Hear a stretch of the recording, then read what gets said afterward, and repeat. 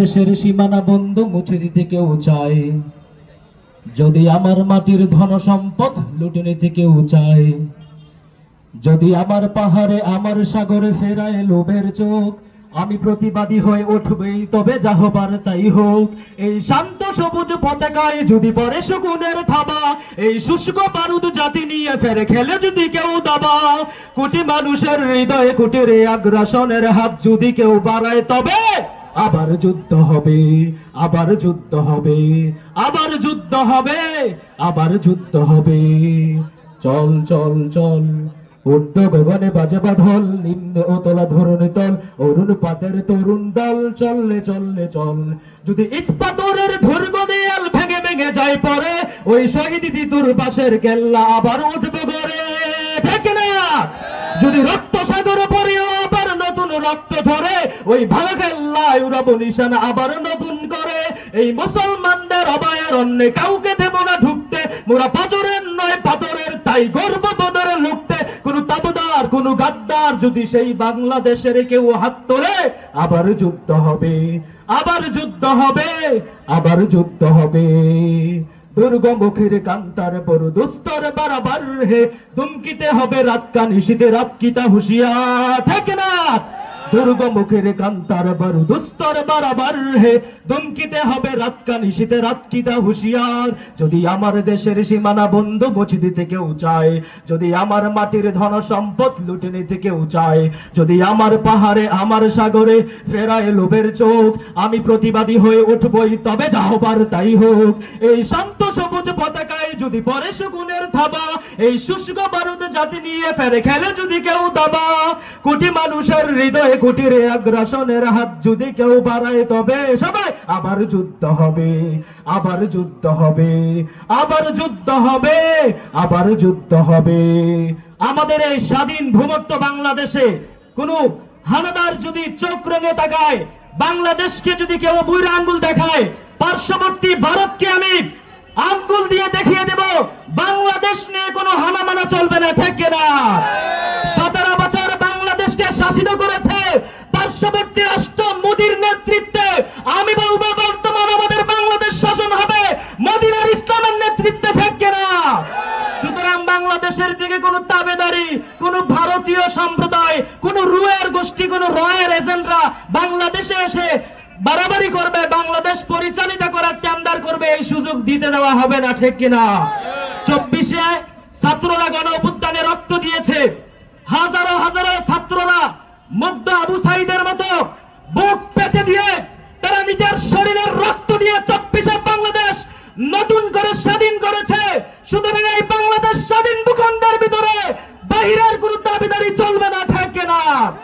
প্রিয় হাজিরিন, আজকে আপনারা এখানে এসেছেন, আমরা দেখেছি 24-এ গণ অভ্যুত্থানের মধ্যে, আমিও তিতাসের মধ্যে ছিলাম, কিভাবে প্রশাসন এই ফ্যাসিস্ট হাসিনার নেতৃত্বে ছাত্রদের উপর হামলা চালিয়েছে, ছাত্রদেরকে রক্তাক্ত করেছে। আমরা ভুলে যাব না, যে রক্ত দিয়ে বাংলাদেশ স্বাধীন করেছি, 71-এর চেতনা নয়, 24-এর চেতনায় আমাদের মূল পরিচয় হবে, ঠিক না? সুতরাং এই চেতনাকে বিকৃত হতে দেওয়া হবে না, এই চেতনাকে আমরা মুছতে দেব না। নতুন সরকার এসেছেন, উনি এই 24-এর সংবিধানকে বাস্তবায়িত করতে কত হানাবানা দেখাচ্ছেন। ওনারা বলে যে আমরা 24-এর শপথ নেব, আবার বলে শপথ নিব আমরা কিছু বিলম্ব নেব। ভাই, এটা তো কোনো মারাতুলি খেলা না। হাজার হাজার ছাত্র ভাইয়ের রক্তে আমার মা বোনদেরকে এতিম করে, আমার কত বাবাকে বাবার মুখ খালি করে ছাত্র রক্ত দিয়েছে, ফ্যাসিস্ট বিদায় করেছে। সুতরাং ছাত্রর রক্তের উপরে কোনো গাদ্দারি হতে দেওয়া যাবে না, ঠিক কিনা? সংসদের পরিচালনা আমরা দেখতেছি, সংসদের কার্যক্রম আমরা দেখতেছি। হাসনাত আব্দুল্লাহ ভাই, নাহিদ ভাই, হান্নান মাসুদ ভাই, ওনারা যেইভাবে বাংলাদেশের স্বপ্ন দেখাচ্ছেন, মানুষের ধারে ধারে যাচ্ছেন, রাস্তাঘাট কলেজ কালভার্ট থেকে নিয়ে বাংলাদেশের উন্নয়নের পাশাপাশি জুলাইয়ের শহীদদের পিতামাতা পরিবারের দিকে লক্ষ্য রাখছেন। আমরা যদি এই এনসিপির সরকারের কাছে, জামাতের কাছে বাংলাদেশ সঠিক এবং নিরাপদে থাকবে, ঠিক কিনা? এজন্য বাংলাদেশের মানুষ দেখতেছেন কে কোন দিক দিয়ে যাচ্ছেন, কোথাকার গড়ি কোন দিক দিয়ে ঝুঁকছেন, বাংলাদেশের মানুষ এগুলো দেখছেন। আমরা উদাত্ত আহ্বান করব, বর্তমান যুবকরা যদি জাগে তাহলে পুরো বাংলাদেশ জেগে যাবে, ঠিক কিনা? আল্লাহ রাসূল হাদিসের মধ্যে বলেছেন যুবকরা যদি পরিবর্তন হয় গোটা ওয়ার্ল্ড মডেল পরিবর্তন হয়ে যাবে। এজন্য যুবকরা আলহামদুলিল্লাহ বিভিন্ন দলমল এগুলা দেখেছে, 24-এ দেখেছে, 24-এর আগে দেখেছে, 71-এর পর থেকে বিভিন্ন দল দেখেছে। তারা 24-এর পরে নতুন একটা দলের তার পথে তারা পা রেখেছে, ঠিক কিনা? এই দলের পথে আমরা পা রাখবো, কাজ করব। আমাদের বড়রা যারা আছেন আজকে এখানে আসবেন, আমার আপনার সকলের সুপরিচিত যিনি 24-এর গণ অভ্যুত্থানে বক্তব্য দিয়েছেন, নেতৃত্ব দিয়েছেন, ফ্যাসিস্ট সরকারকে বাংলাদেশ থেকে বের করার জন্য সবচাইতে বেশি ভূমিকা পালন করছেন, তার নাম হচ্ছে হাসনাত আব্দুল্লাহ, ঠিক কিনা? আজকে এই হাসনাত আব্দুল্লাহকে মুছে দেওয়ার জন্য বাংলাদেশে অনেক মানুষ তারপরা করতেছে, ঠিক কিনা? আমরা দেখেছি বাংলাদেশ নিয়ে যে কাজ করেছেন, যিনি ভারত বিদ্বেষী ছিলেন, বাংলাদেশের মানুষের গণমানুষের হৃদয়ের মণিকুটায় জায়গা ছিল শরীফ ওসমান হাদী ভাইকে কারা বাংলাদেশ থেকে বিতাড়িত করেছে, কারা তার জীবন জান নিয়ে ছিনিমিনি খেলেছে, এটা আমাদের বুঝার বাকি নেই, ঠিক কিনা? এজন্য আমরা বলতে চাই শরীফ ওসমান ভাই চলে গেছে, এক হাদী চলে গেছে, কত কি হয়েছে, লক্ষ লক্ষ হাদী বাংলার ঘরে জন্ম নিয়েছে, ঠিক কিনা?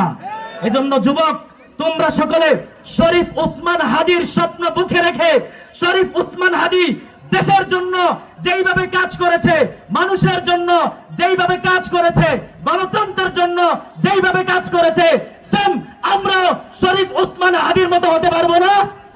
কি বলেন, হতে পারবো না? হাসনাত আব্দুল্লাহ, নাহিদ ভাই, আমাদের হান্নান মাসুদ ভাই, ইনারা যেইভাবে কাজ করছে আমরা তাদের রোল মডেল হব। তারা কিভাবে কাজ করছে, তারা কিভাবে জাতিকে নেতৃত্ব দিচ্ছে, আমরাও সামনে তাদের এই মডেল হবে ইনশাআল্লাহ। আল্লাহ পাক আমাদের সকলকে দ্বীনের জন্য, দেশের জন্য, ইসলামের জন্য, গণতন্ত্রের জন্য কবুল করুক, সকলে বলি আমিন।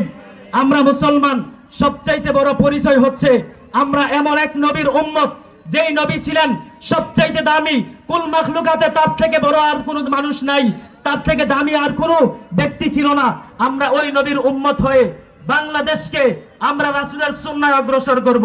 আলহামদুলিল্লাহ আমাদের যে দলটা আছে 10 দলীয় 11 দলীয় যে জোটটা আছে, এই জোটের মধ্যে আমরা দেখেছি বর্তমানে বাংলাদেশের মানুষের কল্যাণে সবচাইতে বেশি অগ্রাধিকার ভূমিকা পালন করছে, ঠিক কিনা?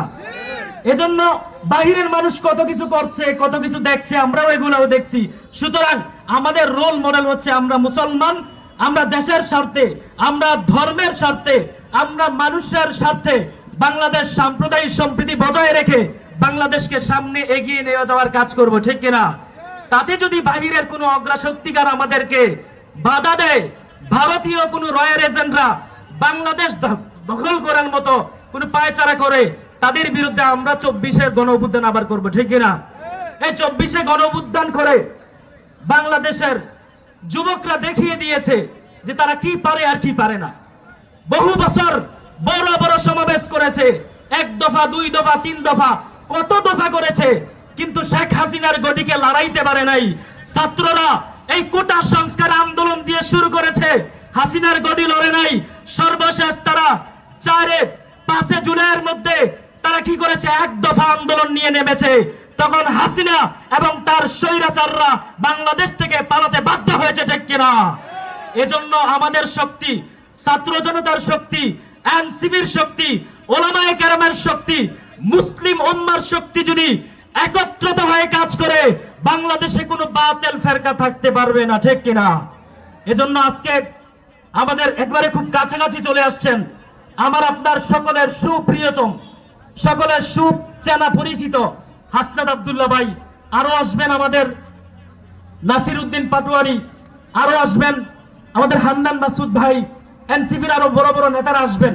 আমরা যদি একটু চিন্তা করি, আমরা যুবকরা যদি একটু ভাবি যে এই হাসনাত আব্দুল্লাহ একটা ছেলে, তার বয়স বা কত হবে, তিনি এই বয়সে মেধা খাটিয়ে দেশের জন্য কষ্ট করে বুলেটের সামনে জীবন বাজি রেখে এই হাসনাত আব্দুল্লাহ গণ অভ্যুত্থানে নেতৃত্ব দিয়েছে। বাংলাদেশ থেকে ভারতের এজেন্টরা বিতাড়িত হয়েছে, ফ্যাসিস্ট বিতাড়িত হয়েছে।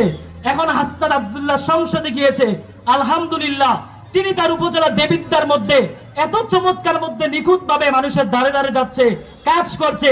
এক হাসনাত আব্দুল্লাহ দেখিয়ে দিচ্ছে বাংলাদেশের প্রত্যেকটা এমপির কি করণীয়, ঠিক কিনা? এজন্য আমরা দেখেছি বা সংসদের মধ্যে ওলামায়ে কেরাম যারা আছেন, বহু ওলামায়ে কেরাম আছেন, জামাতে ইসলামের অনেক আলেম আছেন, অনেক ইসলামিক স্কলাররা আছেন।